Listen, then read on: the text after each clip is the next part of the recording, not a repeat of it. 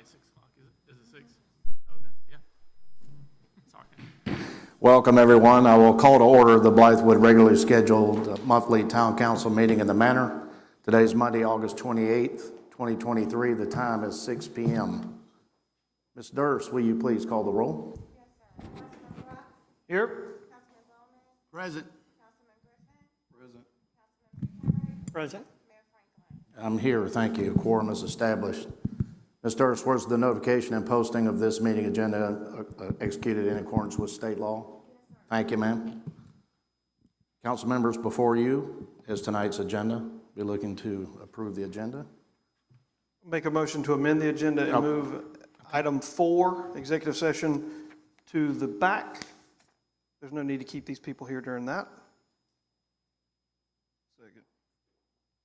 It's been probably motion to seconded to move item 4, 5, and 6, right, Councilman Brock?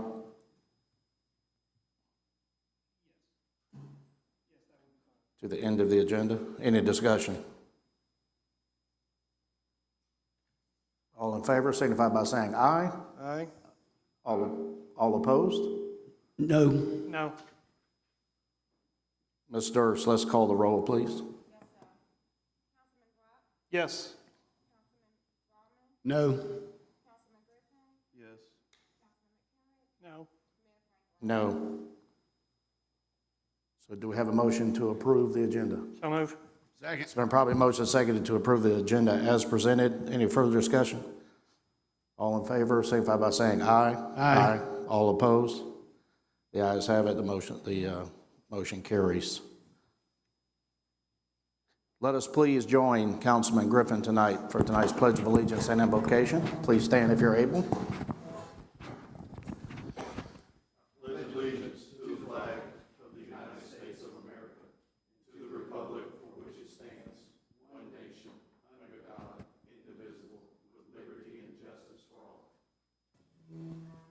join me for a moment of prayer. Heavenly Father, we ask for your grace and your mercy on this beautiful day, on this Monday that you have so made. We ask that you keep on looking over us, keep on blessing us, and keep guiding us to your love, your greatness, and kindness.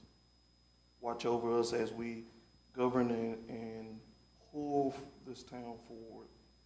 Let's watch over our first responders, military men and women, home and abroad. All these things we ask in your name, we do pray.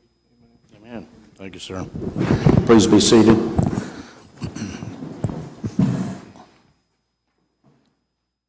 We will move to Part F tonight, council members' remarks. We'll start on my right, your left, with Councilman Brock. Thank you, Mr. Mayor. Welcome everybody here tonight, everybody online, and everybody who will watch this in the future. I don't have very many remarks, so I'll pass whatever time I have to Councilman Ballman. Thank you. Thank you. Councilman Bowman. Thank you, Mayor. I'll be brief too. In lieu of the agenda tonight, I'll just pass my comments on to you. I don't have anything to report tonight. Okay, thank you, sir. Councilman Griffin. Thank you, Mr. Mayor. There we go. Gotcha. Thank you, Mr. Mayor. Thank you, council. Thank you to everyone in attendance tonight. I do have 2 remarks that I want to go over tonight.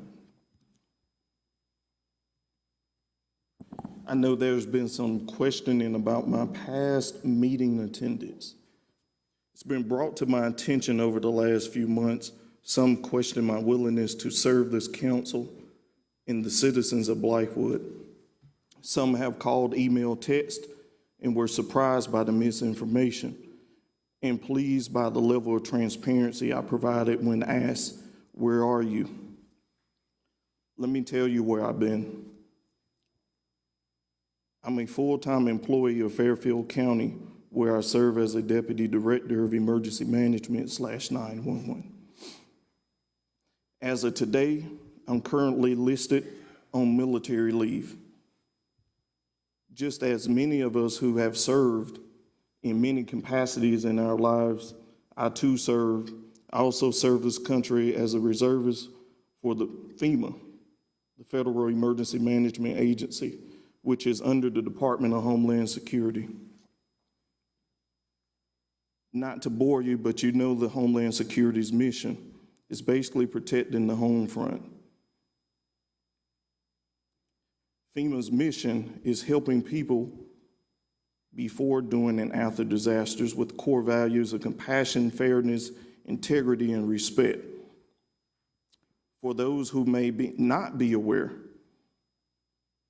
on September the 29th, 2023, President Biden signed Senate Bill 2293, the Civilian Reservist Emergency Workforce Act of 2021, formerly known as the CREW Act, into law.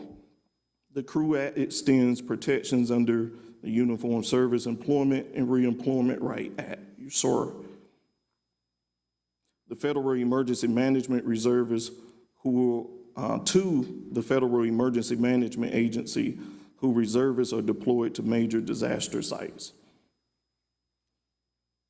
In closing, I'm home today on rotation. First off, to witness my son's first day of preschool next week. Take my family on a much-needed vacation. And I'm here today to fulfill my civic duties as an elected official. To those who still question my willingness to serve this town, I ask a straightforward question. Have you called me before you write about me? Each meeting we pray for our first responder men and women, the military, in the greatest military of the world, but yet those same individuals have yet to offer me the same level of respect.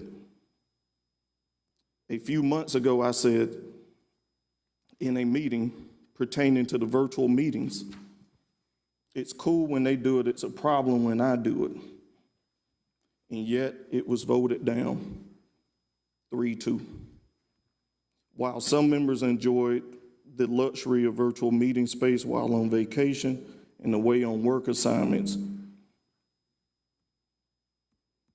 lastly, I want it to be known to each and every one of you here present and watching live, I have no intentions of resigning. I want to put those rumors to bed. No intentions of resigning my post. And I also want to send a message to those individuals who have sent FOIA requests to my employee. Stop it. Enough is enough. I'm blessed to have an employer who understands that those requests are politically motivated and have no merits on my job performance. Lastly, thank you to those who have reached out to me to ask, and to those who still support me. Thank you for the phone calls, text messages, and showing me support. My phone is always available, 864-377-2120.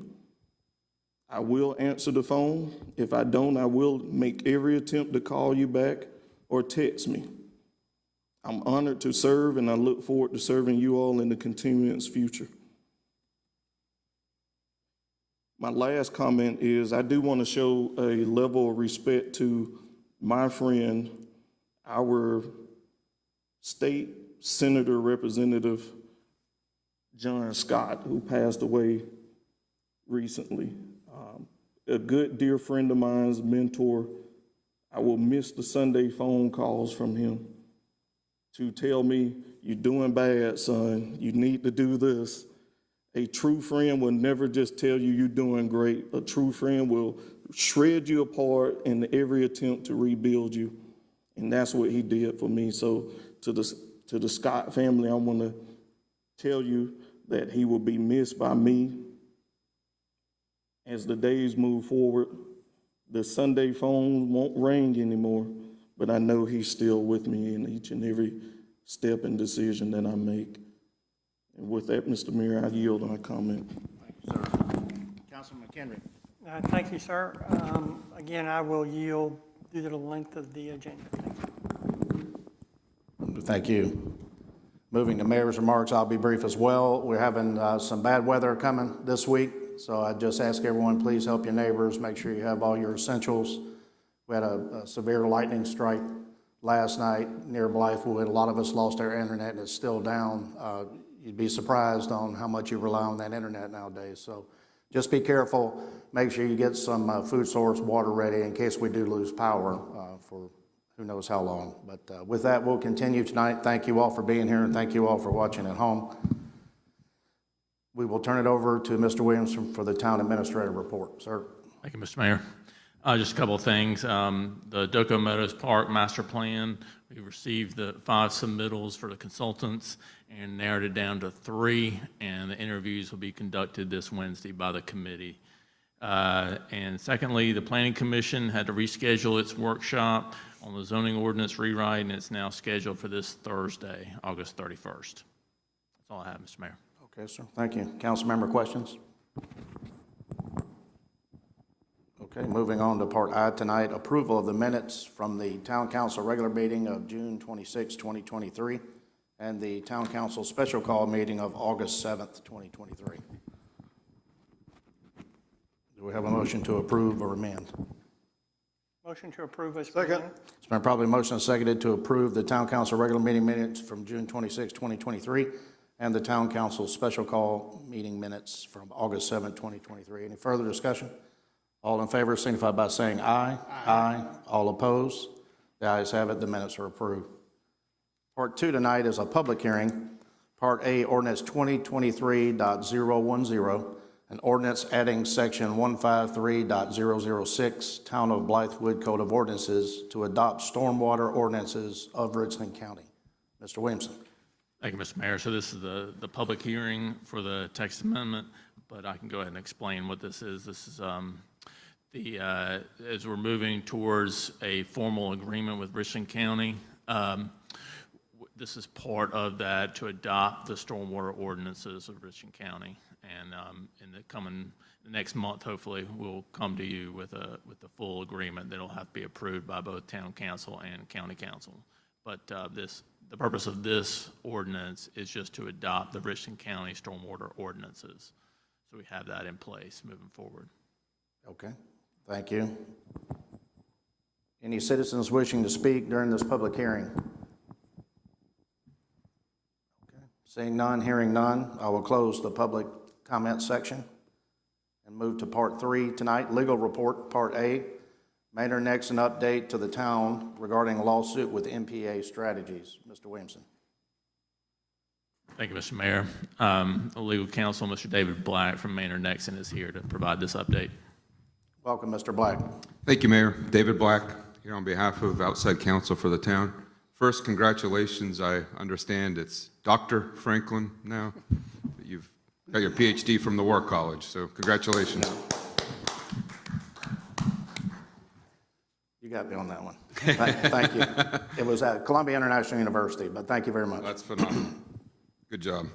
So I'm here to provide an update on a hearing that we had. There seems to be a lot of interest, not only on Scout Motors, but on this MPA lawsuit that we're litigating against MPA that involves some of the actions of a former contractor. We had a hearing last August 9th in front of Judge Clifton Newman.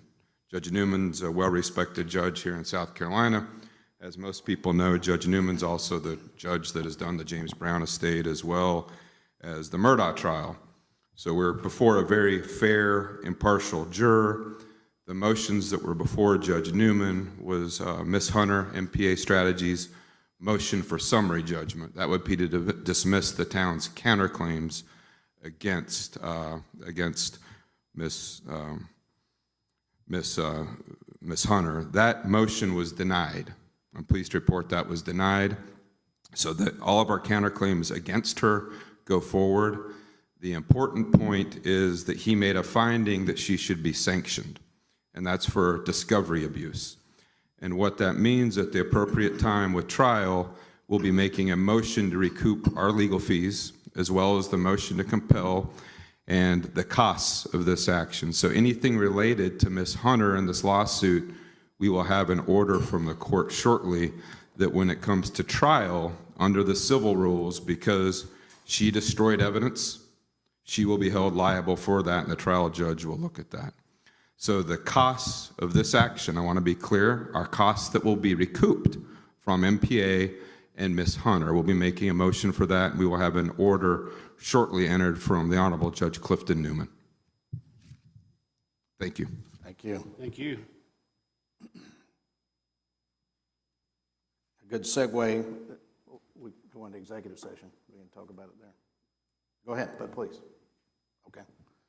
Part 4 tonight, executive session per South Carolina Section 30-4-70, Part A, receipt of legal advice subject to attorney-client privilege regarding claims and potential claims by and against the town MPA strategies. Part B, receipt of legal advice subject to attorney-client privilege regarding land use regulation and a potential intergovernmental agreement. I'd also like to invite Mr. Jeff Rubel, and did you bring anybody with you, Mr. Rubel? Tiffany Harrison. And Ms. Tiffany Harris into the executive session with us. So can I get a motion for executive session? Yes, I'll make a motion that we go into executive session with the invite of Mr. Jeff Rubel and Ms. Tiffany Harrison to join us. Second. It's been probably motion seconded to move into executive session with the invited guests. Any further discussion? All in favor signify by saying aye. Aye. All opposed? The ayes have it. Oh. Call the roll, please, Ms. Dirks. No. Yes. Yes. Yes. We'll be as quick as possible.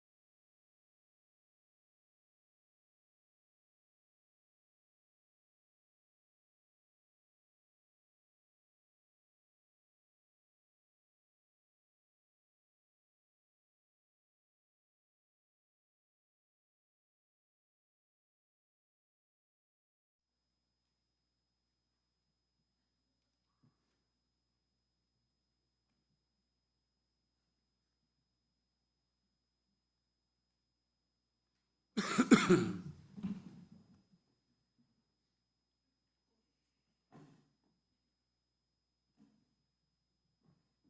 I will recall us back into open session. We are reconvened. Part 6 tonight, items requiring a vote following executive session. Do we have any? Hearing none, we will move on to Part 7 tonight, a presentation, Part A, Economic Development Update from Mr. Jeff Rubel, Director of Richland County Economic Development Office. Mr. Williamson. Thank you, Mr. Mayor. This is Mr. Jeff Rubel from Richland County is here, just to give an update on economic development. Welcome. Jeff Rubel, I'm here to give an update on economic. This can be extremely brief, so I want to do, I guess, a couple things. You all saw the flyers. So Scout Motors has a 3D model they're going to want to present to the community here at Doco Manor on September 17 and 18. I think there's a QR code you can use to sign up. You know, I think we've talked a lot about you'd like to see a representative from Scout here. So that'll be a good public forum so everybody can hear more about their plans for the site here in Blythewood. Second, a few introductions. First, I think a lot of you know Tiffany Harrison. She's back there on her phone. She is the liaison acting on behalf of Richland County with Scout. We have a number of action items, approvals, that sort of thing coming up. And I'm not going to be here for all of them, so you might see her standing in. She's in charge of getting all the approvals done. The second person I'd like to introduce, Kate Bugby, is in my office now. She might be here instead of me as well. She's the head of existing industry, and she's starting to kind of come in and take control of everything. Last, certainly not least, Poonam Patel is the South Carolina liaison for Scout Motors, and she is now in place, and she will start participating in community events. And she is the person to talk to if you want to talk to Scout Motors. So that is the extent of my update. I'm certainly happy to answer any questions or whatever the council. No, you did a fine job earlier. I will ask Ms. Patel, please, if you don't mind, hate to put you on the spot, come up and introduce yourself and welcome to Blythewood.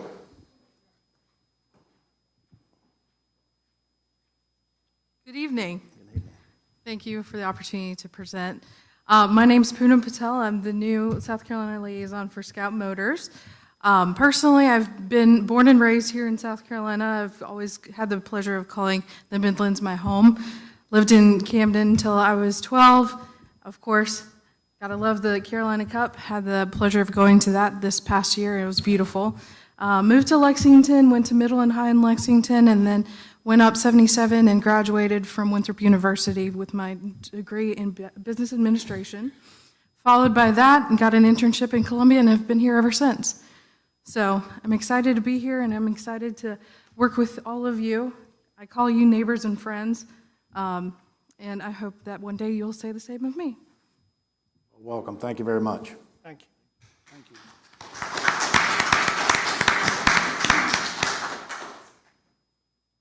Part 8 tonight, action items, citizen testimony regarding action items as an item is presented, of course. Part A is a first reading, discussion and approval of ordinance 2023.010, an ordinance adding section 153.006, Town of Blythewood Code of Ordinances to adopt stormwater ordinances of Richland County. Mr. Williamson. Thank you, Mr. Mayor. So this is the first reading of this ordinance described during the public hearing portion. This is just a step towards getting full agreement with Richland County to take over stormwater management services in the town. Council member questions? Mr. Mayor, Please, Councilman Brock. Mr. Williamson, prior to this ordinance, what stormwater management ordinance did we fall under? Did we have our own? No, it was not formalized. It's kind of gone back and forth in the last several years, but as it stood before this, there was the county was operating in the town under some old agreement, but this makes this official and much more legitimate in the eyes of DHEC. So this is critical for the town. Okay. Thank you, Mr. Williamson. Mr. Mayor, if there's no other questions, I'll make a motion to approve ordinance 2023.010. Second. It's been properly motioned and seconded to approve first reading, ordinance 2023.010. Any further discussion? All in favor signify by saying aye. Aye. All opposed? The ayes have it. The first reading is approved. Part B tonight, a first reading, discussion and approval to adopt Community Impact Fund Policy. Mr. Williamson. Thank you, Mr. Mayor. So the subcommittee held its workshop on August 21st, and following that workshop, submitted this draft policy to be presented to town council for a vote. So I sent this packet out on Friday for y'all's review. So I can turn it over to the subcommittee. Okay. Councilman McHenry, would you like to start? Thank you, Mr. Mayor. What is in the packet this evening is based off of the discussions we had at the workshop concerning the Community Impact Fund. Very few changes were made. There were a couple notable changes that were made. The first, as we read through the subcommittee's recommendations for qualifying guidelines, we did remove for-profit groups from the first qualifying guideline. Nonprofit groups that are supporting the purpose as stated above may apply.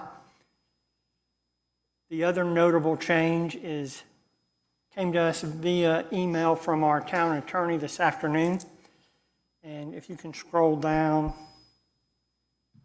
to rules for sponsorship requests,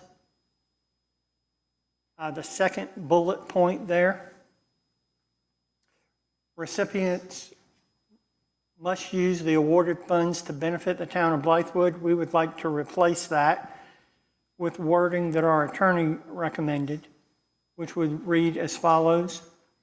Recipients must demonstrate that they will use the awarded funds for the promotion of the public health, safety, morals, general welfare, security, prosperity, and contentment of a substantial part of the town of Blythewood's residents. And the subcommittee had no objection to that wording. That was pulled straight out of some documents that our attorney thought would be better suited for the policy.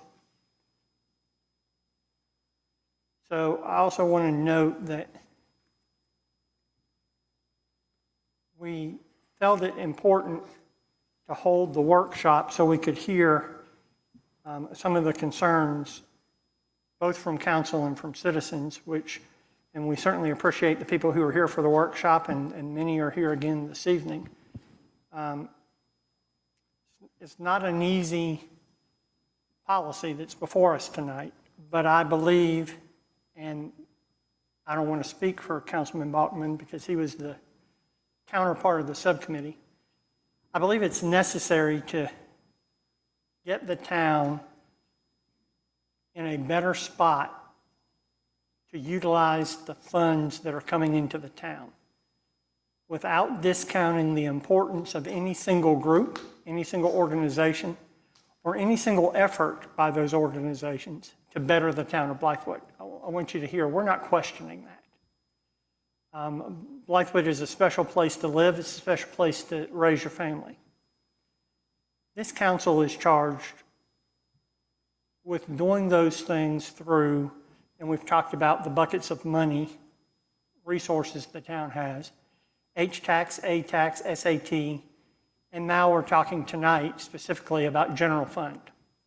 So this policy addresses how the council will agree to dip into general fund dollars to support the community impact of Blythewood.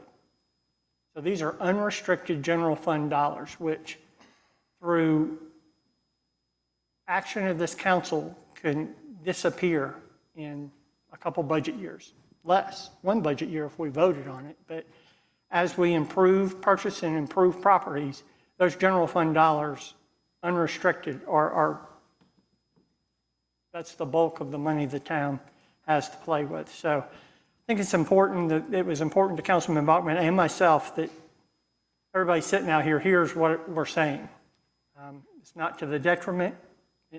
We're not speaking down to, we're not lessening anybody's efforts for what you have done for Blythewood to this date. The list in the budget last year, that was a significant list of community impact dollars through the three portions of the budget that are referenced in the proposed policy, which would be current community events, current outside agencies, and current cultural events.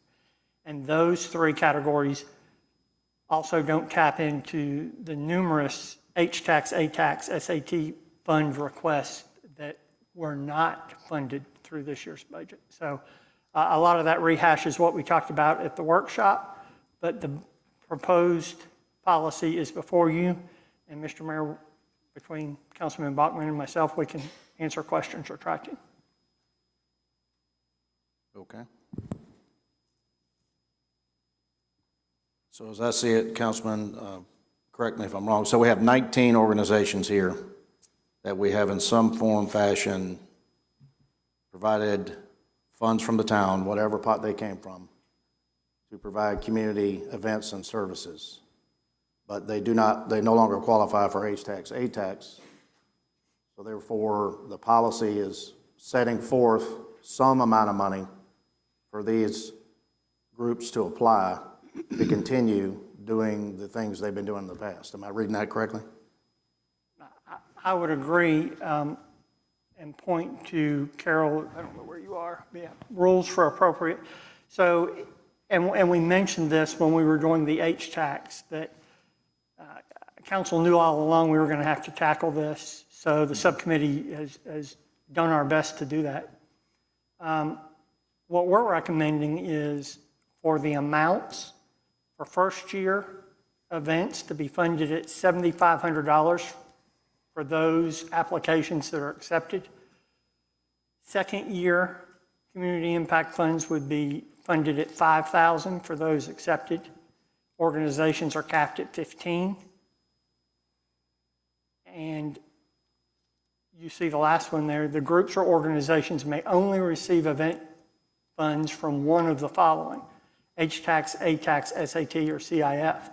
So in doing so, the HTAX policy has an Excel formula-driven spreadsheet that takes the HTAX, ATAX, and SAT awarded dollars and takes out the town's commitments for expenditures, capital expenditures, purchasing of property, debt service, et cetera. So this year, that formula would have given 12 spots at $7,500 a spot, $90,000.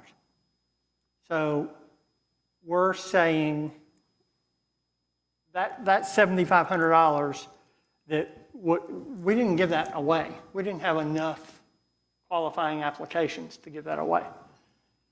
So, but we don't want to hinder CIF through the same application process, if that makes sense. So there's $90,000, if this policy were passed and we mirror the two, there's $90,000 available in CIF, community impact funds, that can be applied for and granted separate from the HTAX, ATAX policy. But if you get one, you can't apply for the second. Okay, and the $90,000 sum, how did you all determine that? It mirrors the same format as the HTAX Excel-driven spreadsheet, which Councilman Brock and I worked on. Councilman Kendrick, I understand what you're saying. I think the disconnect is this policy actually doesn't state that in any sort of explicit manner. If it does, please correct me.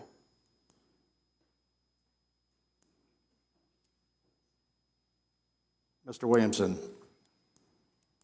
on an annual basis, what is the town's surplus in our budget? Do you know that right offhand? It varies. Okay.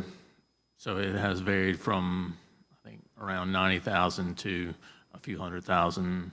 But this year was anomaly because we took so much out knowing that we were coming back with a budget amendment. So I don't know of an average I can kind of give you. What about total on hand right now? Contingency fund. Well, we have a fund balance of at least 4 million, I believe. So I guess my concern, and I'll just state it this way, I see Blythewood society as much like a quilt. We have different groups, different sizes, different colors, different textures that all combine to make the culture of Blythewood. So when we look at these 19 organizations, and I thought long and hard about it, each one contributes to a segment of this town. And to unilaterally just say, we can't fund them when we run a huge surplus every year in our budget. And I understand where we're going fiscally. But in the very near future, there's going to be a very large increase on our revenues because of business fees and permitting fees and things like that. So as I see it, if we could get past the next 2 years, and I'm not necessarily saying status quo, because each one of these is going to have to be looked at on an individual basis. And what I look for is the impact on the community.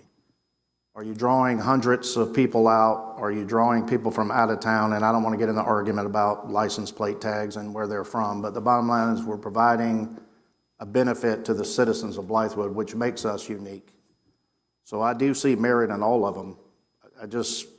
If we're just going to cap it at 90,000, why are we just why not 150,000? And just set that aside every year and distribute it amongst the groups that we deem worthy. That's my assessment. And Councilman Bachman, you can chime in if you disagree, but in our subcommittee conversations, you cannot, we did not and felt we should not take into account the amount of money that is in the general fund balance unrestricted. Because if we chose as a council to develop property very similar to what we're sitting in tonight, that comes at an enormous cost. And aside from a bond issue and putting the town in debt, those are the funds that we would use to do that. And we are undergoing right now a master plan rewrite. We talked about it earlier. We have to see what that master plan rewrite comes out to. So we use the $90,000 because if you don't somehow use a formula that is tied to the main source of income the town has, being H-tax, A-tax, and SAT, then we as a subcommittee, we felt would fail because we're missing the mark. We've doubled the amount of money. In essence, we're doubling the amount of money the town is giving away based on an H-tax policy this council passed 4-1. So we felt like you needed to mirror that amount of money in the CIF fund.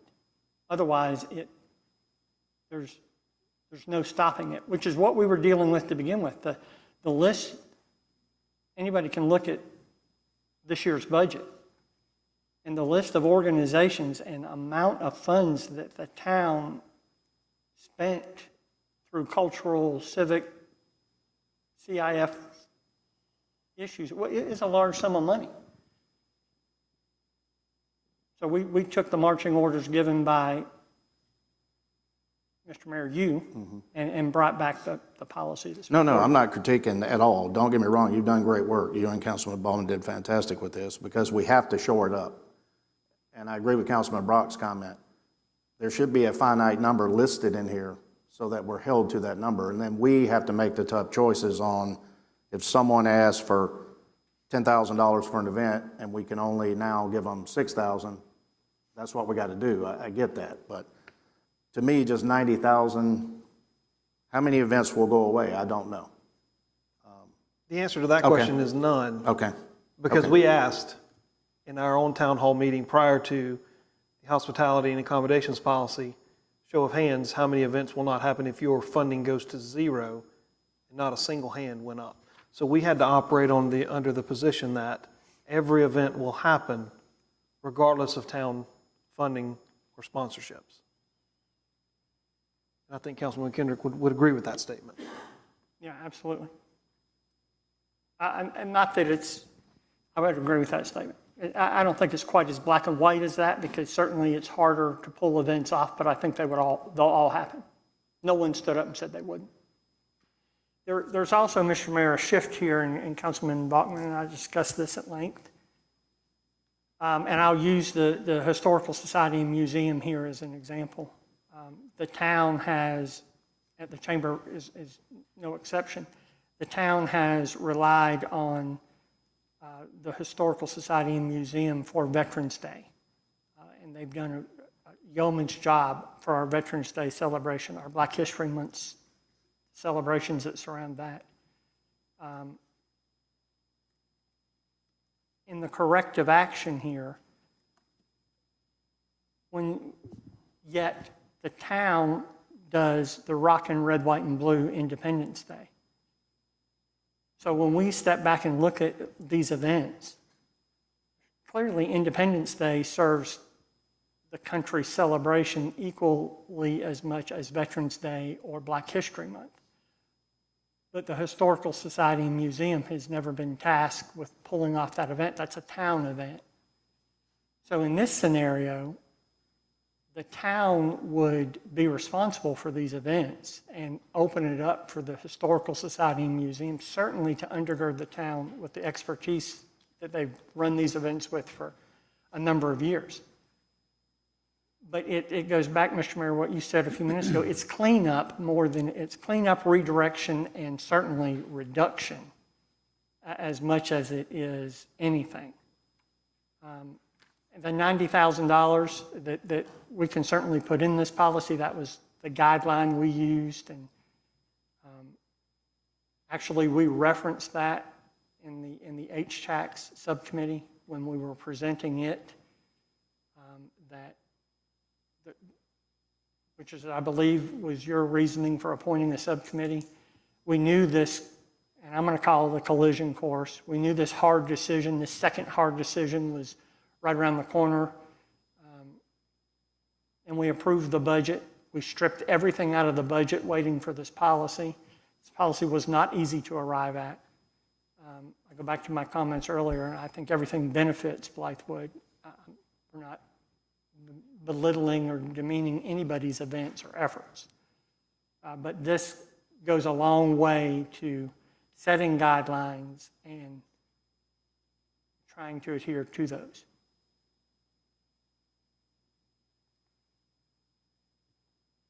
Any other comments before I take Mr. Gorge's comment? Please, sir. Okay, that's fine.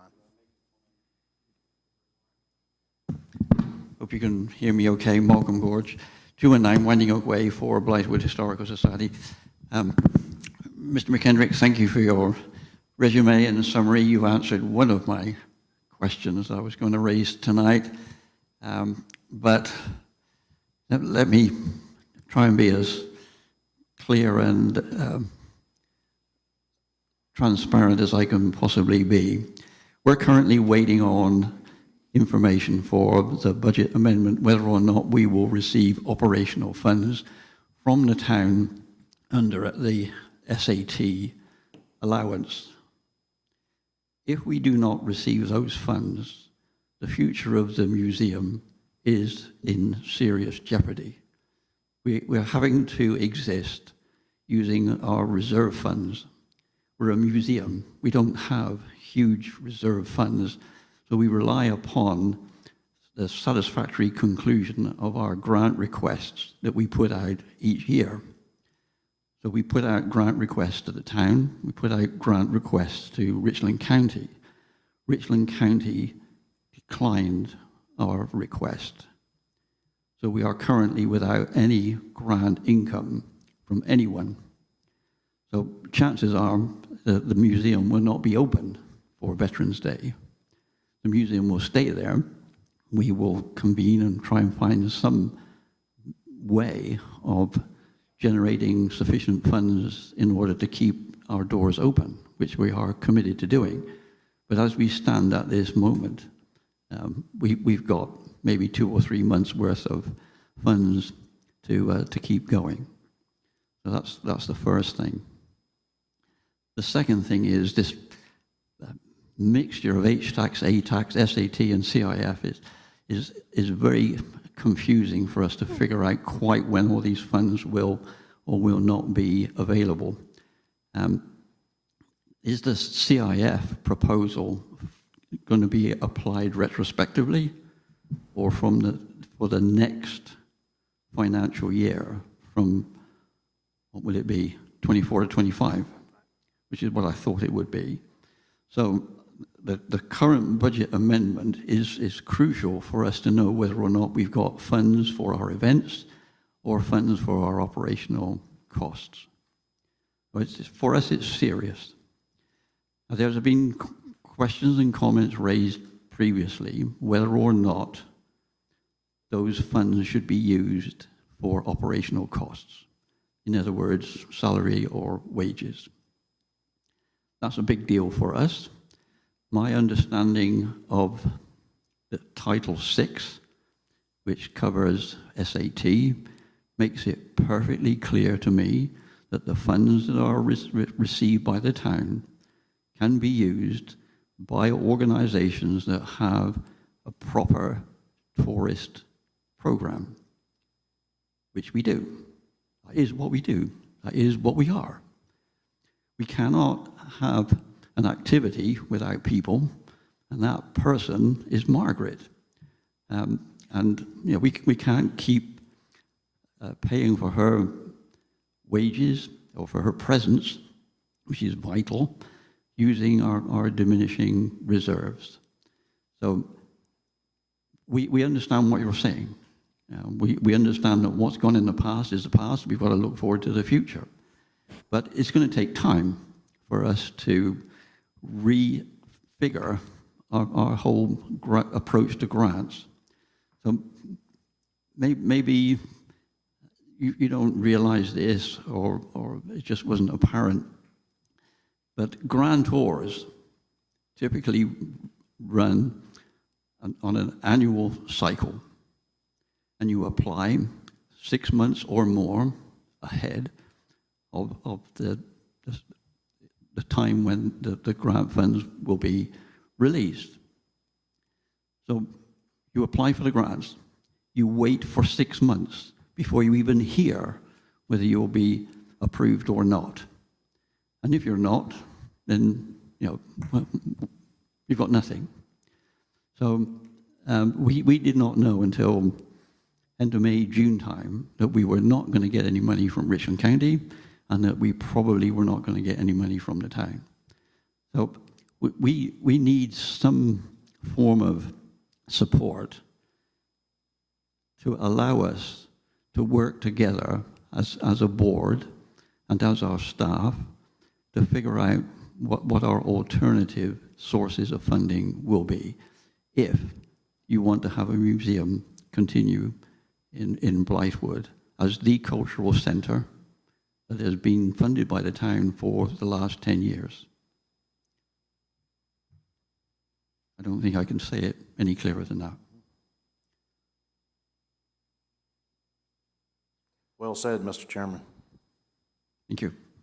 Mr. Williamson, did we not carve out of SAT funding for the Historical Society for this year? No, all of that went to the payment of the park bond. Okay.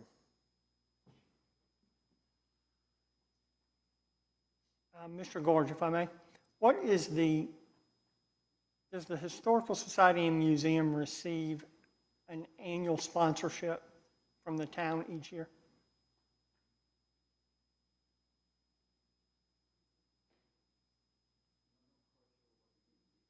So what pockets of money, Carol, you can answer this because I'm trying to find it on my computer.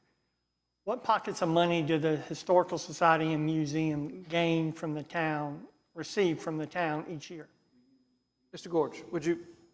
You may want to come back up to the mic.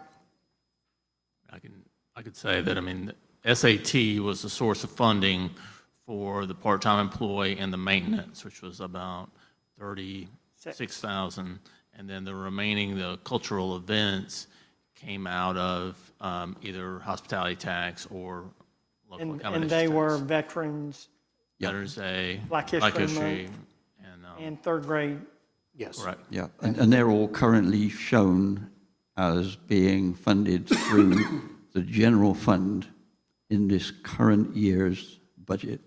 That's a change, that's a move that you decided to make, but they are, each of those programs are shown as an account number under the general fund.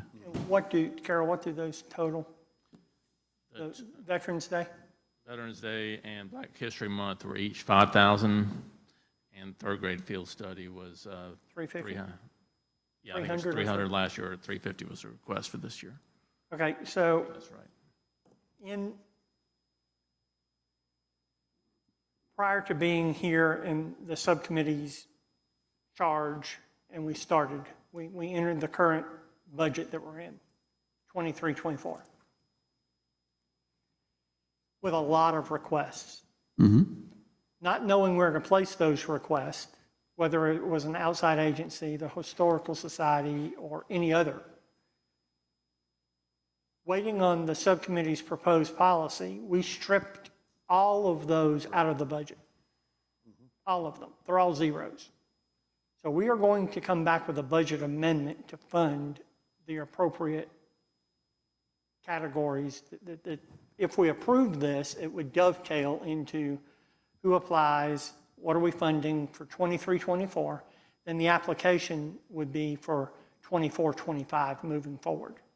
That new application is what you would fill out for next year. So coming back and replacing funding in a budget that we are now in, and we're already spending money in some of those categories, knowing that that budget amendment is going to have to come back. It's not coming to us, though. We're not seeing any money. No, I'm saying you will. But when? Any idea? Okay, when that budget amendment is done, you will. So I want to set up the scenario for you. This council has to act. We cannot continue to kick the can down the road, which we have done since I've been on council, with some major funding questions. H-tax, A-tax, SAT tax was the first one. We got over that hurdle. And I got a lot of phone calls, got a lot of comments, but then it died down. And the budget was approved. And then the subcommittee was appointed. And we had the workshop. And now you're looking at the policy. This is the second half of the H-tax, A-tax, SAT tax. I'm all for a better solution. But this town receives X funding per year.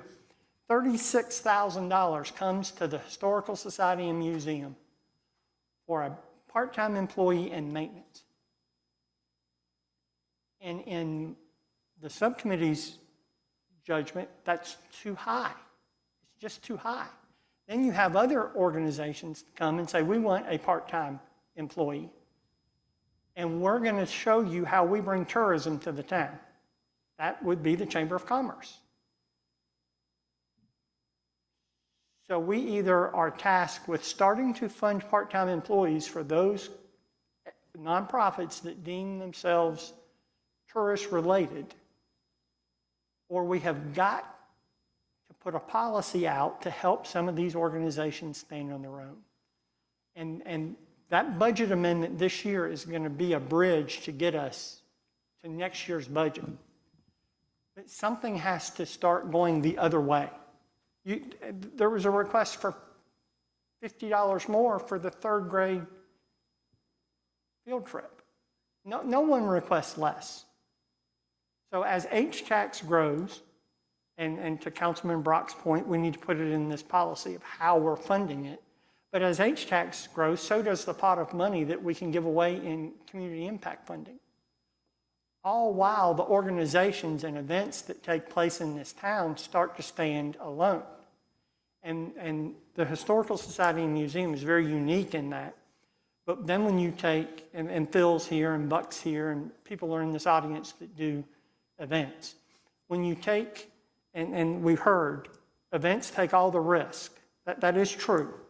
This subcommittee doesn't argue that. And the Historical Society and Museum, you take our $5,000 and you go put on a magnificent Veterans Day or Black History Month event. That's great. It's money well spent. Or a Rib Fest that says we take on 100% of the liability. A Rib Fest does take on 100% of the liability, but with $16,000 of the town's money. That's not 100% of the liability. A rodeo puts on a rodeo and they say we take 100% of the liability with $25,000 of the town's money. So that's not 100% of the liability. We have to retool the way Blythewood and our cultural organizations and nonprofits think about the resources they are receiving from the town. I'm not disagreeing with you at all.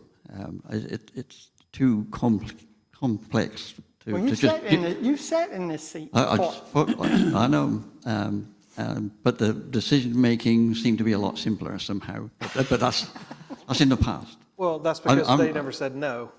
It's pretty easy when you never say no. Okay, all right, strike one. And we're not saying no, we're saying different. Right, okay. And I'm not saying I disagree with you, but what I am saying is SAT in the law Yes. clearly carves out a chunk of money for cultural events, marketing, and programs. It does. And to your earlier point, and believe me, I never wish I knew as much about H-Tax, A-Tax, and SAT as I do right now. Right. It's a lot. SAT says it can be used. H-Tax says it can be used. But when we look at those revenue sources, if we don't rechannel those revenue sources, we cannot expand the benefits and the services the town of Blythewood offers to its citizens. We simply can't do it. Whether it's the pecan orchard across the street or future development of that, if you do not carve out the other things that H-Tax, A-Tax, and SAT funds can be used for, we simply do not expand services for our residents. And the survey the town took almost 2 years ago now, the number one returned comment was, we want more services. We want more public walking trails. We want more public open spaces. That is what both of these policies do. And I know I'm preaching to the choir. yeah, I know. and we can accept that. If I speak for the two non-profits that I represent, we can accept that. But we need time to readjust and to replan where we're going to get our funding from to keep going. And we need your help to enable us to do that, or otherwise we will simply run out of money.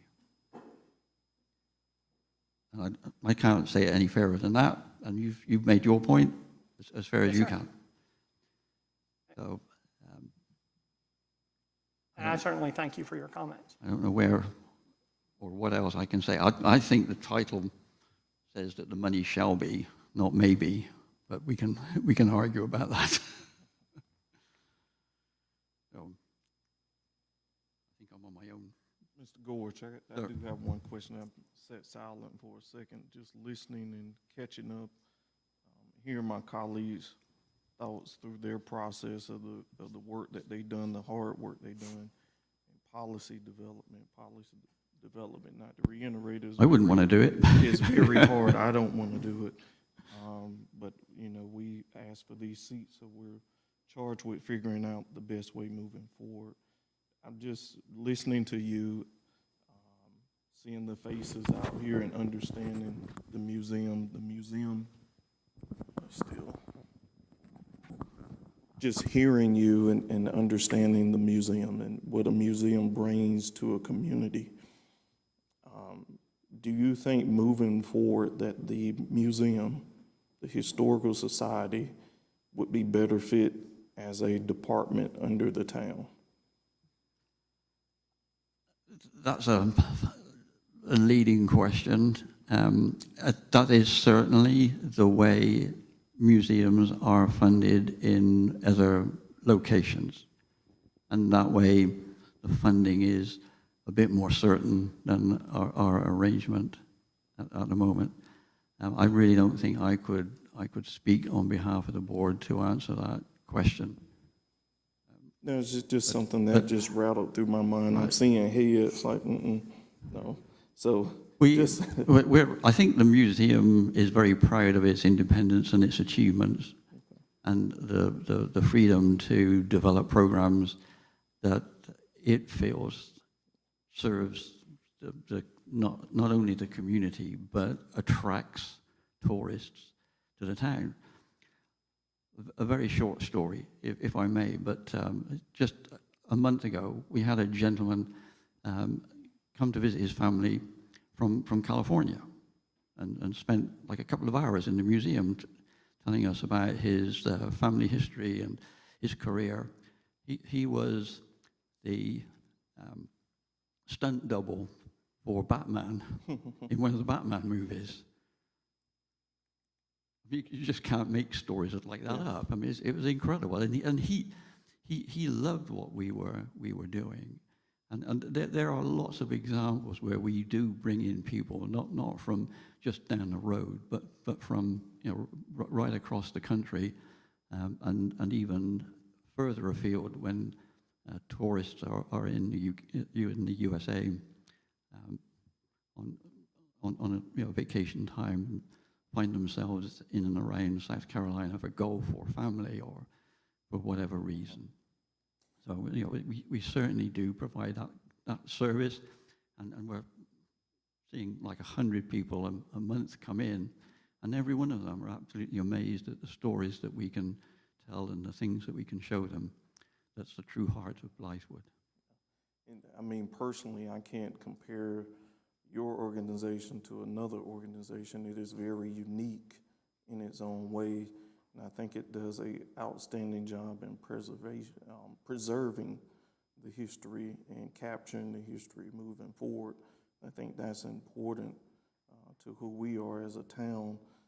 You guys are time stamping that and also going back, finding the who's who in the things that were the things to celebrate about this town. So, appreciate you. Mr. Gorge, just to follow up, I appreciate Councilman Griffin's thought process there. Are there ways that the Historical Society and Museum could benefit? And I appreciate your comments about independence. And see, I mean, the audience body language is pretty direct when we talk about coming up under the town. That's not necessarily a desire. But there's not independence, is my point. There's $36,000 tied to the museum from the town every year, yet you want to maintain your independence. Let's put our heads together and figure out how that's done. Additional grants, larger grants. I mean, you got donated the piece of property right beside you. That's no small donation. So there are avenues. This is not a be-all, end-all. There are those avenues that, and this year there will be a budget amendment with something coming to the museum. But I appreciate to your credit what I just said, I appreciate let's think outside the box. Are there other ways to skin this cat? But there's not independence. I appreciate the autonomy that the museum wants, but you don't have it. Your mere existence is because of the town, and we have to figure out a way to curtail that, not increase that. Again, speaking for my colleagues on the board, we would welcome that opportunity for further discussion without any doubt. Anything that improves the relationship and the understanding between the town and the museum would be welcome. I think it would be immensely helpful. Has everyone on the town council spent time in the museum? That's good to know. I know you were there not so very long ago, helping out. Thank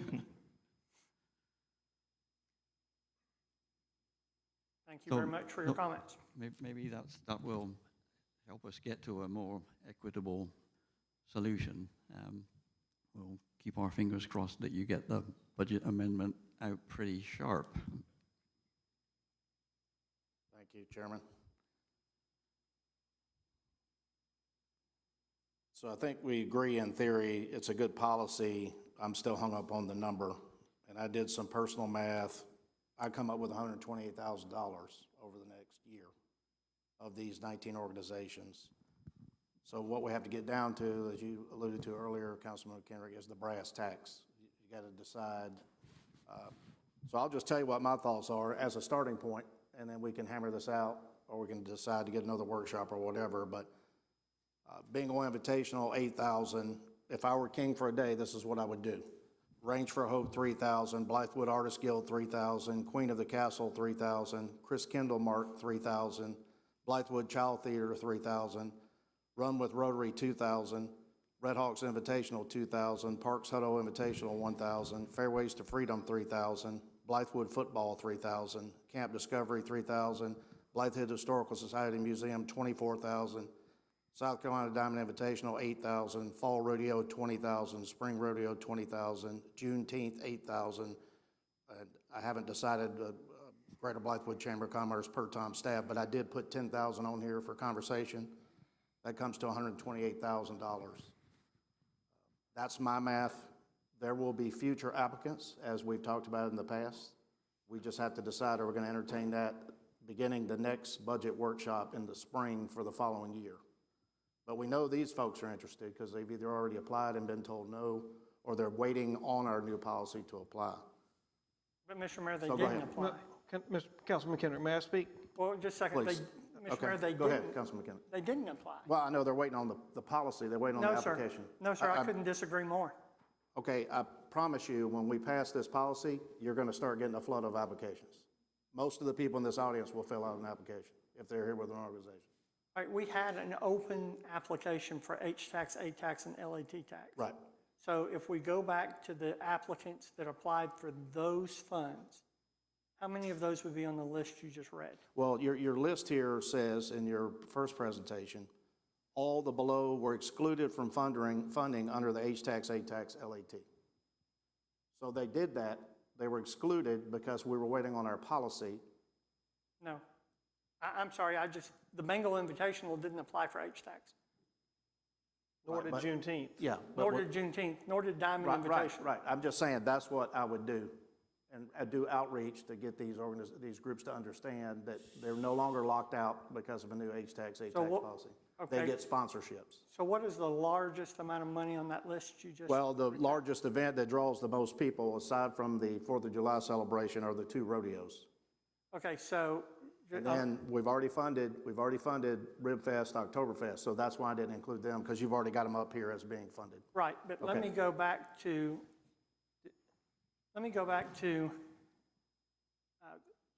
and I'm just going to go ahead and say. No, I'm open to debate. That's why I said that. This is really going to muddy the water. You go right because, ahead. Mr. Fry, would you please come up?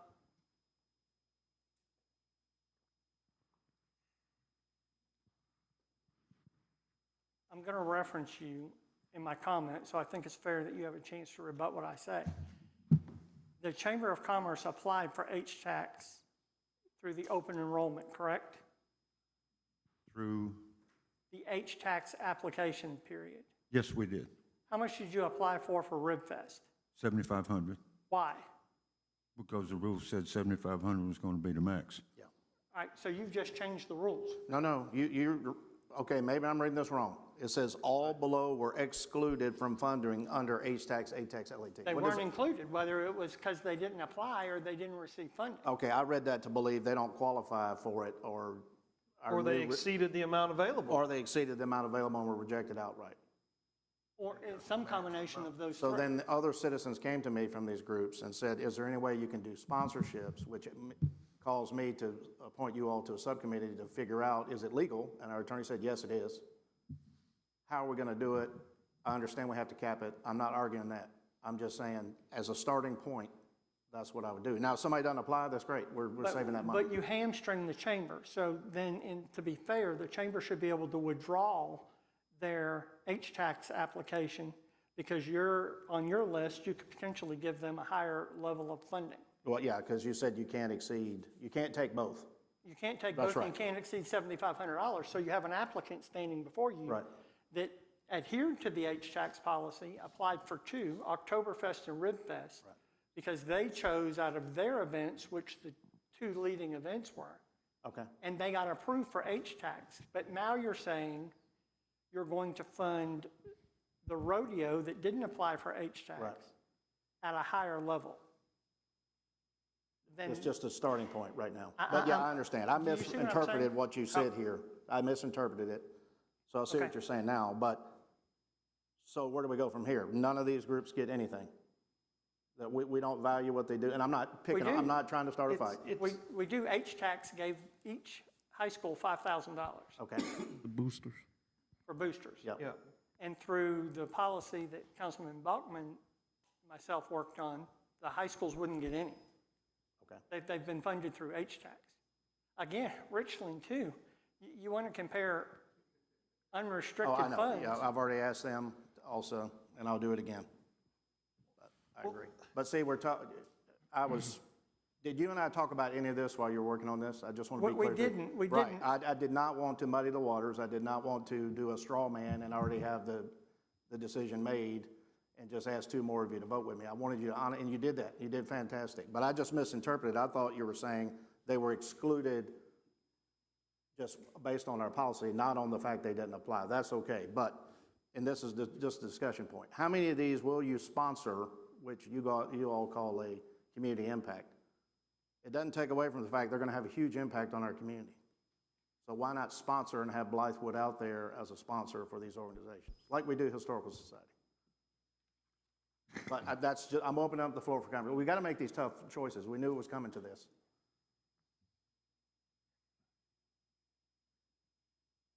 Mr. Mayor, I want to say a couple things. Number Please, one, Councilman Brock, go ahead. well, thank you. The first thing you said is that we all agree that this is good policy. No, we don't. Okay, all right, I apologize. No, we do not. It's very vague in nature.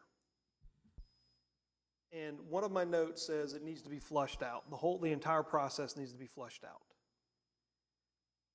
I am not a fan of opening up the general fund for any Tom, Dick, or Harry to apply for funding. And I think when you do that, you say there's 19 organizations, and it's not a fair statement for you to say that we do not value their contributions to the community simply because we choose to cut or eliminate their funding. That is an unfair statement. I didn't say it like that. That's I said, exactly what you Do we said. not value what they're doing? So to leave them out completely, That doesn't reflect on Okay, whether or all not right. we Please care about continue. their contributions to the community, in whatever capacity that may be. But one of the things I'm trying to understand, and Councilman McKinnick can help me on this, is this almost looks like there's two separate funds housed under the umbrella of CIF sponsorship, because you've got two pots of money with two different sets of rules. Can someone explain to me if I'm wrong on this one? Because you've got qualifications for CIF, and then you've got rules for sponsorships. So is a CIF and a sponsorship the same, or are they different? They're different. Okay, so we do have two different pots of money in here. You do. Okay, all right, and we have two different sets of rules. You do. Chairman Gorge came up here and talked about equitable treatment. Having two different pots of money with two different sets of rules is not equitable treatment. I'm sorry, it's not. Because, Mr. Mayor, per your math, you wanted to give 33% of the money that you just allocated to a for-profit. Mr. And there's Brock, only one, I and there's only understand. one, and he feels like we pick on him all the time, but that's simply because you're the lone wolf. We gave more money last year to a for-profit that directly benefits somebody's bottom line than the actual charitable organizations in this town that actually put services into the community. Something is inherently wrong with that. Councilman Brock, if I may. You may. Don't conflate the two. Don't conflate the list the mayor just read with this policy. No, I'm not. I'm just But you using his did. example. No, I'm using his example. Keep in mind, the policy is not recommending giving 33% of a put number to a for-profit. We're not. So they're two separate issues. No, I just think that the policy should have the same set of rules across the board. Now, what those rules are is to be defined, because I don't think it's in this. I don't think this is ready for prime time. Okay. I just don't. I think it's confusing. I think the Historical Society is a completely separate entity relative to access to the general fund. I actually thought it was being funded through SAT. I was wrong. As this policy stands, and Mr. Balthazar, pull up what you wrote earlier today, which I didn't see until this meeting, talks about recipients must demonstrate that they will use the awarded funds for the promotion of the public health, safety, morals, general welfare, security, prosperity, and contentment of a substantial part of the town of Blythewood residents. Define substantial. Okay, so that's a legislative action. We would define substantial.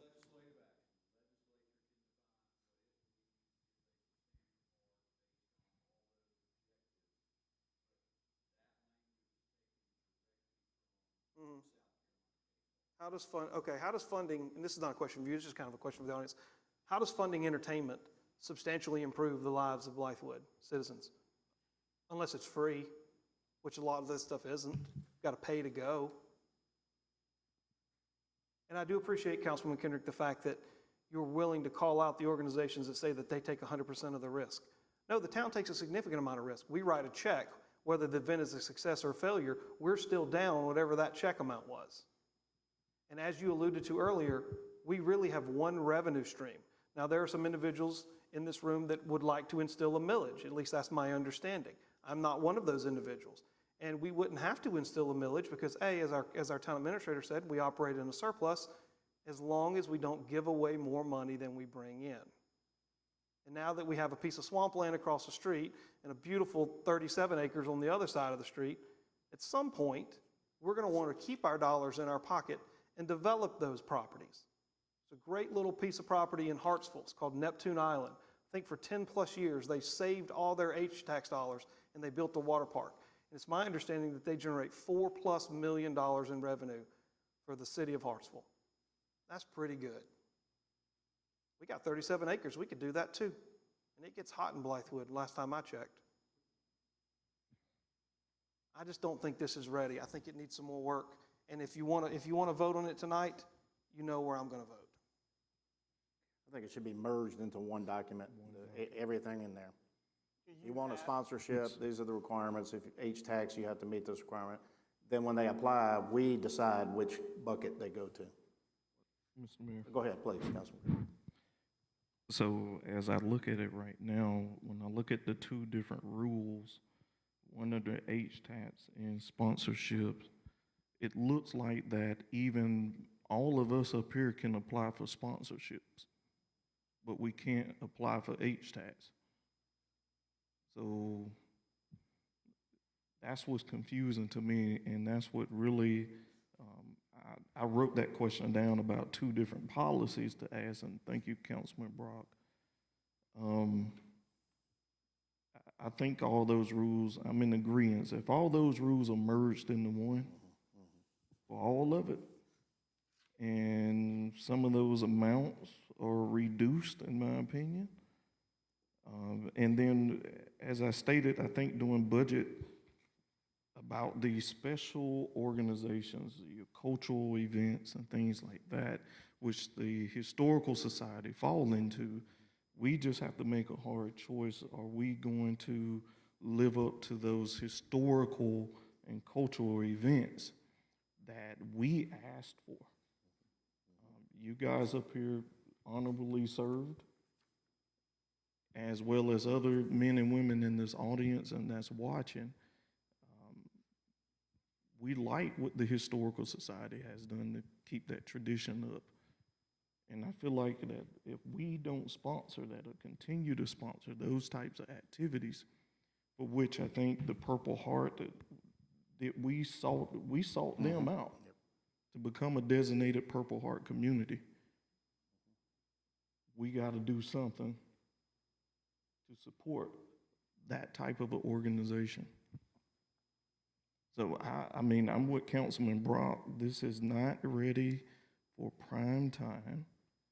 I think, although I would commend you guys for working on this, this is hard. But two different sets of rules for two different pots of money, just as Chairman Gorge alluded to, is confusing. This whole process is confusing. So we need to do our best to simplify the process and really explain to people and help them figure out what pot is best for them. I believe we owe it to them. That's part of the equity process. Fair and equitable across the board. And we really need to, if we're going to clear a slate, clear a slate. But we need to identify those cultural pieces, some that are federal holidays that we so seek to want to serve and honor. We need to put those in different pots. It's not fair to those folks that look forward to celebrating their loved ones or celebrating their service to have to debate with us, should the town honor and celebrate them. I don't think that's fair, but I will land my plane with I can't vote for this tonight if it come across as a vote. Thank you, sir. Yes, sir, thank you. Absolutely agree with your comments. Any other comments, council members? Mr. Mayor, were there other people that signed up to comment? Yes, I was going to get to them at open citizen comment, but we can do it now. Oh, nobody else signed up to comment on the policy? Okay. Ms. Byram? Yeah, please. Yes, ma'am. Hi, I'm Ann Byram. I am here for the Blythewood Artists Guild. I don't know when you all took a vote about organizations that would or wouldn't continue without your funding, but I can tell you the Artists Guild probably will not continue without the funding from the town. We have enough for one more market. If you continue to kick this can down the road, I mean, it's like Mr. Gorge said, it's going to really jeopardize us. I understand previously we've always been funded by ATAX, and so I was quite surprised. We put in our application this year, and I got told we were not touristy enough. And so I don't know what it means to be touristy. We always collect our zip codes, and we know where our people come from. But I think the town needs to understand, like the residents, we pay into the tax money, and these events for the residents continues to make Blythewood a good place, a fun place, a family-oriented place to live and work. And so I've really been kind of strong to understand why last year we were ATAX, this year we weren't ATAX eligible. We don't have any paid employees. We're an all-volunteer organization. We're not paying for funding for anybody. We're not a for-profit business. And so why there's all of a sudden this year, after I think 11 or 12 years of a holiday market, why the well has run dry, I don't know why that is. The other thing that I've got to say is Phil put out about the peddler's license that's now required. I think town government in Blythewood has has lost sight of servant leadership. When I looked at what Phil sent me, and it talked about the privilege of doing business in Blythewood. Opportunity, maybe, but I think privilege is really a pompous word, and I think whoever wrote that is confused between the dog and the tail. Who's the dog and who's the tail? And I don't think town government is the dog. And so, the tourists, they come, they use up whatever they came for, and they go home. When our vendors come and they make whatever they make, that money's staying here in the community. It's going to pay their rent. It's going to put gas in their cars. It's going to buy groceries. It's staying right here in the community. And to add an additional fee is not fair to those families that are struggling and do a holiday market, and maybe they make a couple $100 at whatever their craft is. And the town of Blythewood wants to add a $40 peddler's fee on top of that. That is not right. Shame on the town. That is just not right.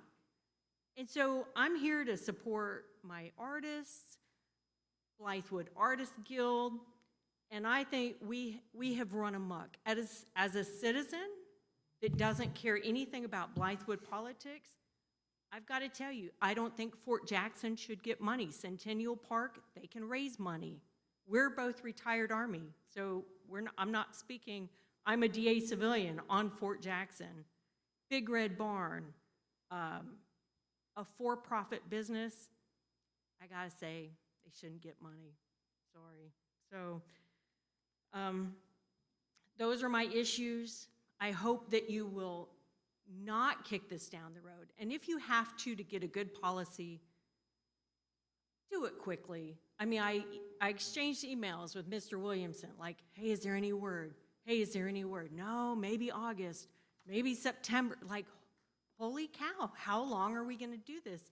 And every year that I've been president of the Artists Guild, and I'm really trying to give it up, every year I go through this same, I want to chop off a finger instead of coming to this. This is painful, and it shouldn't be. And at the same time, the town says, we want citizens to get involved with town government. Why would anybody volunteer for this? I don't understand it. Thank you. Thank you. Can I make Please. a couple comments? You can sit down, Ms. Bunn, if you want to. Some of us feel your pain. We just haven't chopped off our fingers yet. Yeah. Mr. Williamson, I can't speak for any other member of council up here, but I was completely unaware of a peddler's license Yeah, me too. in this town. So my question is, when did this license become a requirement? It's a business license. Okay. Okay. Doesn't this go back to when we put that itinerant merchant in about Yeah. the mobile vendors coming in? We put a policy in, this council put a policy in about that years ago. Right, but Is it actually called a peddler's license, or was that your verbiage? Is that your verbiage, Phil, or is that actually? No, that's from the ordinance. Oh, okay. October of 21 is when the ordinance was passed. Well, I was here then. That was the itinerant vendor. I mean, it's Yeah, been itinerant yeah, vendor. part of the business Not license. peddler, but yeah. Okay. It's- Okay. I think it was around the coffee trailer, right? Grace. And then the brick and mortar businesses This is complained a part because of, yeah, I mean, It was- they it had was to pay pre- a business it was license fee, pre-Carroll. and then we made it fair. right, and I mean, like I said, it's part, it's across the entire state.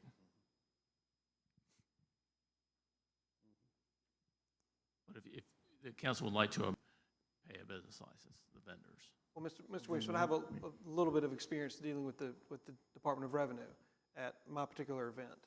And I think they have, and you may follow up on this, I'm not 100% sure this is correct, but I think they offer an exception for artisans and vendors who only operate like once a quarter or once semi-annually, where they don't require an actual business license simply because they're not conducting business 365 days out of the year. You know, it's a very limited scope. I don't think the Department of Revenue is enforcing the business license. That's a municipal business license. No, they retail license. That's different. Well, I mean, it's in our ordinance. So You know, then, what I'm saying is, Well, I understand that, but For if you want one-time to do that, we event, need it to may- amend the business license. yes, it I would, mean, it would yeah. make sense for a one-time event, which, Ms. Bynum, your Artisans Guild's holiday market is 3 days, right? Like a Friday, Saturday, Sunday? My text and I see got if it. we need to just postpone this damn thing for But I'm right gonna now. make these comments. Our specific event is 3 days, but our vendors a lot of times will do some of the Chamber of Commerce events, but they might do the 3 days of our event and then maybe the Rib Fest, or, you know, depending on their circumstances, they may do 2, 3, 4 events over the Christmas holidays, just depending. Okay. Right, and so we have told them, get an annual business license, which would probably, I think Right. when you reach that number, 3, 4, 5 events, Right. then I would Sure. say yes, that would kick in. If you're only doing one event a year, I think we can work on that.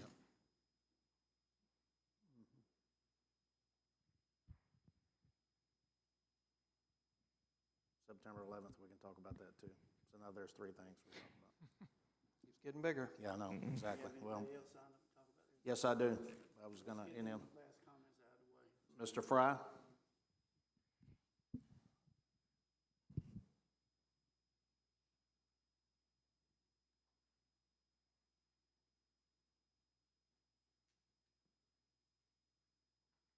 Phil Fry, Chamber of Commerce, resident 171 Elton Walker Road.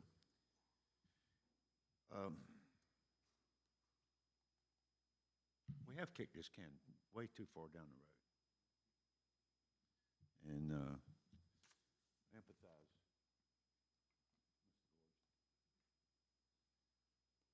Tomorrow will be 60 days into this fiscal year. And there's events that have to be planned, done. Lots of things have to be expended, and lots of planning has to come into place, and it's not fair to be at the last minute. I'm grateful that upon our application for H-Tax, the Oktoberfest was approved. We did, in fact, within the time frame, apply for the 80% funding, which is in our bank, and I've been collecting all the other stuff, and sponsors that goes with it. But we're less than 6 weeks away from that. And time is marching real fast. Other events that we asked for, and we have no clue, based on what is here, when that budget amendment is going to happen. People asking me, well, when we're going to know, when we're going to know. I said, when we know. And it is hard. Ms. Byram is end of November? Okay, what, 10, 12 weeks? And she has no clue if she's going to get any money. We do need to have, and I hear you, that sets of rules, et cetera, how many sets of rules we're going to have. I've said it over and over again, what I would love to see is consistency. Whatever that may be. But what I wanted to prepared to say, and these were all just from tonight, what I just said. In a workshop meeting last week, and I was out of town, couldn't be here, but I was watching. And it was specifically addressed at why can't everybody go get grants? And I will, if I may, Mr. Brock, I think you brought that up, and you got a letter from Ms. Kiefer. Who identified. Ms. Kiefer was previously a town employee, and She was on the chamber board in 2015. I came on board the chamber in 2017. She has been a mainstay on our board from 2018 while she was working in the capacity with the Richland County. Been well-versed into what's available in grants and those things. And looking back, I did research it. In 2018, there was a Richland County grant that was given to the chamber for the specific purpose of a visitors center and co-work center. And that grant was returned because we did not feel that at that point in time the chamber was not fulfilling what the requirement was for the grant. And in looking back through, I concur with Ms. Kiefer's concurrence here that the chamber does not qualify for grants. And we've looked at quite a few. And it would only be for a specific purpose. And that one was, at that point in time, Richland County grant, co-work center and visitor center, which was outside of the scope of the chamber's mission at that point in time, which was part of it. Mr. Gorge, Ms. Kelly, I know you work hard on grants. They do qualify from that standpoint. This chamber does not. So we've looked at it very extensively, so I'm sorry, you know. There's not just a multitude of grants out there. When I say consistency, and I'm hearing, there's a conundrum here. If I understand that, yeah, we're having to make the cuts now, the hard cuts now, and I believe we've adhered to the policy in our applications. $7,500 for this year per event, $5,000 next year. You say the pot's going to grow. Isn't that counterintuitive? If the pot's growing, that you get less? I'm not complaining on myself personally. I'm just saying about the policy. I don't think we've had a deflationary period in the last 4, 5, 6 years. So to be continual cut back, and just looking at the monetary market, I don't see anytime soon whether we're going to have a reduction in inflation, but that's just me. So I feel that that's counterintuitive in this policy, as within the HTAX SAT tax policy. I do agree that this policy, as presented here, does follow the guidelines for the CIF funds that the same policy does with the HTAX and SAT tax. I commend that. Let's at least be consistent with what we're doing there, which is good. What I do have a question about, it says on the rules for appropriation of funds, the 1, 2, 3, 4, 5, 6 bullet point. Group or organization may only receive event funds from one of the following: HTAX, ATAX, SAT, or CIF. Point. We have applied and have been granted both Oktoberfest and Ribfest HTAX monies. Does that disqualify us from anything else under CIF? I think it's a fair question. And any other funding, so be it.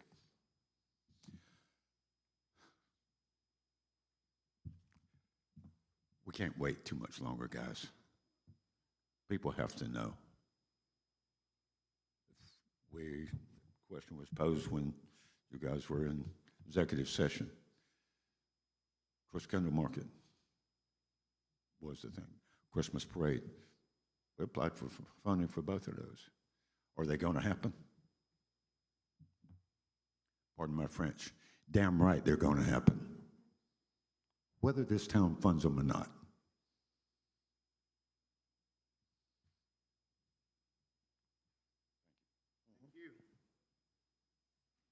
Thank you, sir. Mr. Mayor, if I may. Please, Councilman McHenry. Just to speak on a couple of the things, Phil, you mentioned, and I'm not going to ask for a rebuttal, but during the workshop, and I know you joined us via YouTube, you were previously disposed, so we appreciate you joining. The subcommittee did not come from a subcommittee. That was Councilman Brock's comment, question, why can't everybody apply for grants? So that, just want you to know that was not out of the subcommittee. Secondly, your question was, if you're $7,500 this year and you're $5,000 next year in a growing economy, why are we going the other way? Because both I served on the H-Tax and with this one, my service on this one, we want events to be self-sufficient, to where there comes a point that you're not relying on the town at all. So take from your earnings and squirrel away enough to grow your own expenditures by $2,500 next year, and that allows for more events to come to Blythewood. So that's the reasoning behind that. And then to your comment, the last one would be, no, you would not qualify for additional funding because you received 2 under H-Tax. And as council has talked, I've specifically thanked the chamber in doing so. You adhered to that policy that was passed. But I can tell you the subcommittee tried to find room to accommodate as many people that were already receiving funding, and that's frankly why we put the sponsorship line item in there. The chamber receives a sponsorship from the town. It would not preclude you from applying for that sponsorship moving forward. I think the chamber gets a $6,000 sponsorship from the town. This would allow you to apply for that. The rodeo, this would allow the rodeo to apply for sponsorships. So I just wanted to let you know that. That's okay.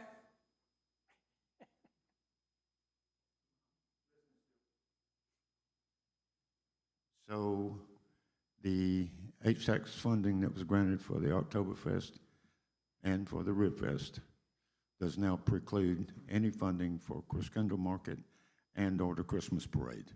Not the Christmas parade, because the Christmas parade is a town event. And the town has come to the chamber and said, will you please run this event? I would assume that would happen again this year, because that was, Knights of Columbus was doing that, turned it back over to the town. The town approached the chamber, you did a great job. You actually returned money to the town. But it would preclude you from applying for Christkindle Market, yes, if this policy passed. But it would not preclude you from applying for your sponsorship. So, understood. If there's confusion, we're going to get to that in just a second. But yes, under the way the policy is written, the town would probably approach the chamber again to run the Christmas parade. I don't know, I'm assuming. But Christkindle Market, you wouldn't be able to apply. I've been charging people money for it already. And then, Mr. Mayor, this will give you an avenue to move forward. I did want to point out that we asked council for a special called meeting for a workshop, which we held, and we heard from several of the applicants that are here tonight. And again, Mr. Fry couldn't be here. We heard from some of our main event sponsors, Buck Coggins. We heard from the Historical Society and Museum. We heard from Mr. King. Appreciate those people coming out and speaking. After that workshop, and I'm going to put Councilman Bachman on the spot here along with myself, there are 4 members. I understand Councilman Griffin couldn't be here because of work, but there were 4 members present. We were here for 2.5 hours. I have received no citizens' phone calls from that workshop. Councilman Bachman, did you? No, sir. So neither one of the subcommittee members received any phone calls or comments from citizens after the workshop. Council members were present for, 4 of us were present for that workshop. I received a phone call from 1 council member. Councilman Bachman, did you receive any from any council members? No, sir. Okay. The 1 call I got was Councilman Brock. I appreciated his phone call. We talked for 45 minutes. Is that fair? I was just so taken by you that I lost track of time, sir. How long did we speak on the phone? It was a good conversation. We've spoken a few times. And I was told, the subcommittee was told, if we revised the presented policy tonight by one action item, one, he would vote for the policy. We didn't do it. He's not going to vote for the policy. It's okay. Actually, I was told if we revised one, he could probably bring 2 votes to this table, which meant it would be 4-1. Because I hadn't heard from the mayor, I wasn't sure how he was going to vote. We didn't revise that one bullet point. So this policy is obviously not going to pass tonight. That's not wrong, sir.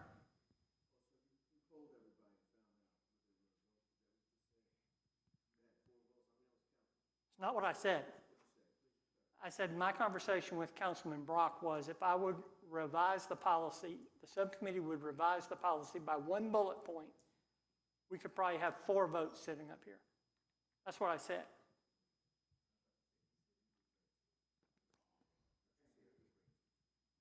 So as we sit here tonight, we think by council, the sense is the policy needs to go back and be reworked and be tightened up. Those are my words, nobody said that. And I wouldn't disagree with that, but Mr. Mayor, what I would ask you is either for an additional workshop. Yeah, absolutely. And to absolutely allow the 2 subcommittee members to finish this. Because you want to talk about frustrating for council members not to communicate with each other between a workshop and a regularly stated meeting. That's frustrating. So I heard here earlier tonight, Councilman said he always has his phone. That works both ways. This policy goes out. I only got called by one person. The other subcommittee didn't get called by any. So allow us to finish our work. And here's the real challenge. Our budget currently sits at 0. Kicking the can down the road is not this subcommittee's fault. But you want to try to get 3 votes now to fund something? You can't get 3 votes on this council to do anything. But all of these sit at 0. So community, Malcolm, we value input to get us out of the starting gate. Because as it sits right now, I would firmly say there's not a budget amendment that's going to pass this budget year to get you funded. Because this council won't buckle down and do the council's job. That's why we had a workshop. And between the workshop and now, one council member communicated to another. So I would ask you, Mr. Mayor, please allow the subcommittee to finish our job with input from council members. Absolutely. So we'd vote to postpone is what I would be looking for, but But before Go we do ahead, that, please. Councilman McKendrick, in our phone conversations, there were a couple of items that if you would have been willing to amend, I would have probably supported this policy. But the fact is you didn't. And if you're looking for compromise, then this isn't Christmas. You're not going to get everything you want. So if you want 1 or 2 more votes at a minimum, then there's going to have to be some changes to this policy. We did compromise from the workshop to tonight. We did. We took nonprofits out of the entire policy except, well, excuse me, for-profits out of the entire policy except for sponsorships. That was compromise. But it wasn't good enough for you. Councilman McKendrick, it's really hard to justify adding dollars to somebody's personal bank account Understood. when there are organizations out there that are struggling to meet the demands of our citizens. That's a hard pill to swallow. Understood. I'm just saying there was compromise from the workshop to tonight.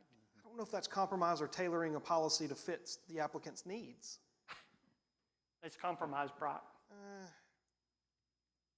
Councilman McKendrick, if I may. Go ahead, please.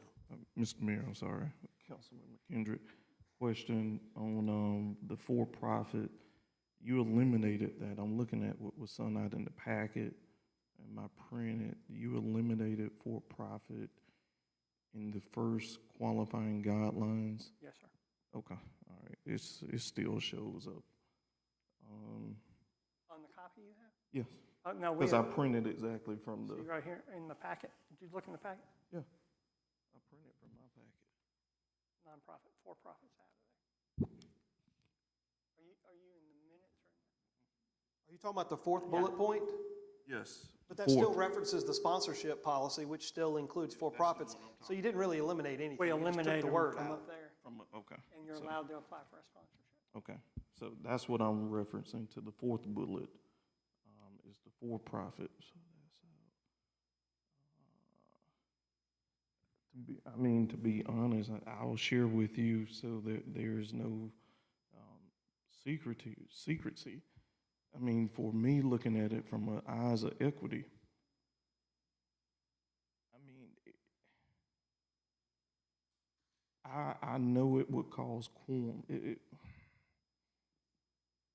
would be some heads turning if in the rules for appropriation of funds, 1, 2, 3, 4, 5, the fifth bullet should be applied for the sponsorship request.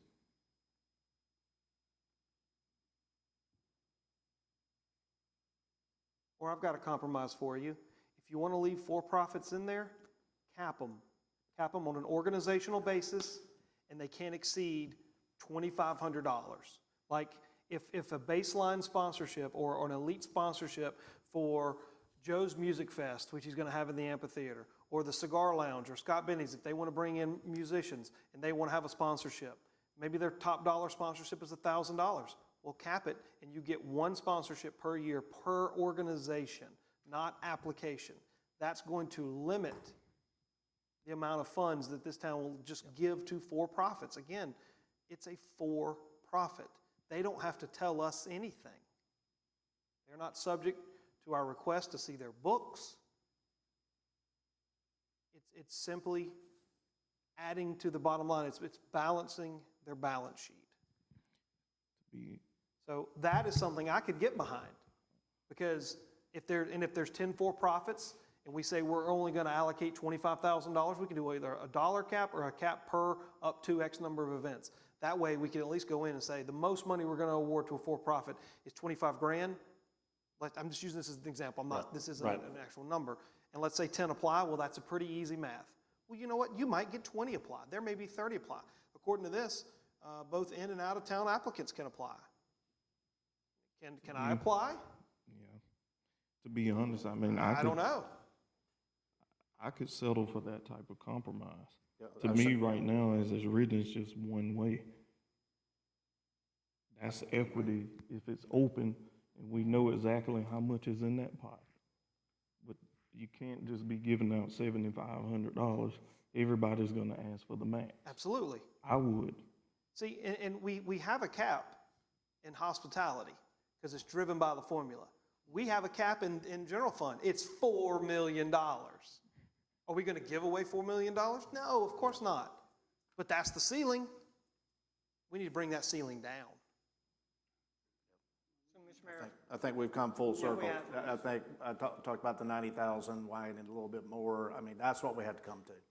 Each bucket on one policy and a cap and how much an organization can Well, get. the 90,000, Mr. Mayor, smooth across Right, both no, buckets. whatever that number is, like you're Yeah, saying. well, if that's the number, but under Councilman McKendrick's original position, it was capped at whatever hospitality was, and then you would allocate it into each bucket, since there's clearly two distinct funds here with two different set of rules. I think we got to clean the rules up. I think everybody needs to, and if there's an exception in one, like if you will allow for-profits in this one, then you got to tighten down the rules on that particular, those appropriations. And then I can get behind it. Yep. and Mr. Mayor, as you wrap this up, I mean, we're not gonna solve this tonight. It's 9 o'clock, but this council's got to get out of their silos of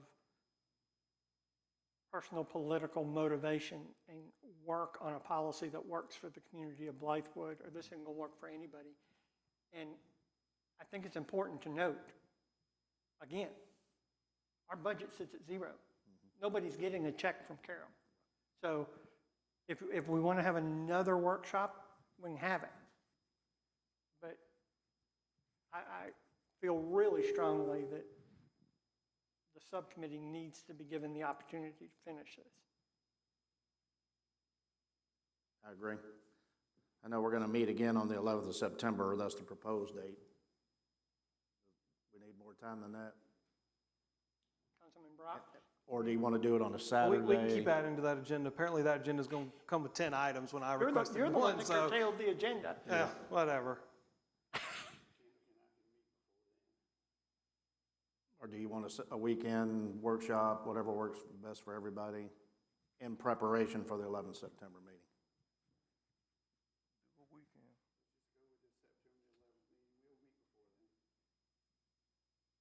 Well, I also have a sneaky suspicion that other council members will be talking between now and then, too. Yeah. Well, I would like to have us all sit and hash it all out one last time so we can get the information out. All right, we'll decide that. Mr. Williamson, send an email out. What dates work best for y'all? I'll make myself available.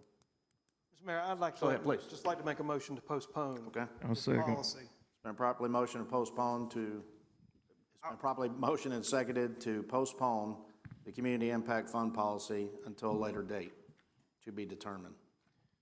Any discussion? All in favor signify by saying aye. Aye. All opposed? The ayes have it. He will be in touch with us all. Mrs. Hovis, welcome. Okay, good to see you. Part C tonight, discussion and approval of a bid to purchase new permitting software. Mr. Williamson. Thank you, Mr. Mayor. So let's see.